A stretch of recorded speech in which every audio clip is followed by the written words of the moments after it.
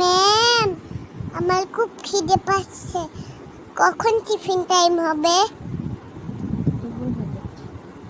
আমার অনেক বেশি খিদে লেগেছে। আমার মনে হচ্ছে আরেকটু হলে আমি অজ্ঞান হয়ে যাব খাবারের জন্য। কি ব্যাপার, তুমি খেয়ে আসো নাই? টিফিন টাইম তো এখন না, আরও 1 ঘন্টা পরে। আমার তো মনে হচ্ছে তুমি খেয়ে আসো নাই।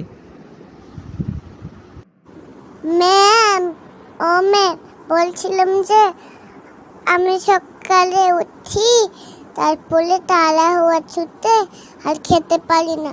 এমনি অনেক তাড়াহুড়া ছুটে যদি খেতে যাই তাহলে অনেক দেরি হয়ে যাবে। আপনাকে দেখেছি, আপনার মেয়ে প্রতিদিন স্কুলে ক্লাসের সময় বলে ওর খিদে পেয়েছে, তাড়াতাড়ি টিফিন দেওয়ার জন্য। টিফিনের টাইম 1 ঘন্টা হওয়ার আগে ও প্রতিদিন এই কথা বলে।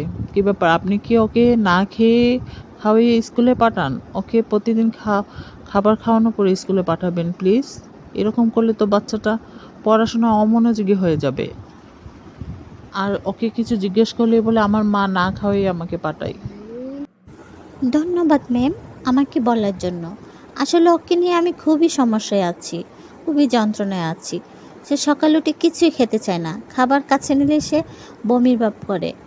আমি ওকে অনেক বুঝাই, অনেক মারিও, কিন্তু সে খাবার খেতে চায় না। কি করব বলেন তো? প্রতিদিন সে না খেয়ে আসে, ওকে খাবার কোনো অবস্থাতেই খাওয়াতে পারে না। প্লিজ আপনারা ক্লাসে একটু ওকে বুঝাবেন, বিভিন্ন গল্পের মাধ্যমে ওকে একটু বুঝাবেন। নিশ্চয়, আপনি চিন্তা করবেন না, ওকে আমরা নিশ্চয়ই ক্লাসে বুঝাবো।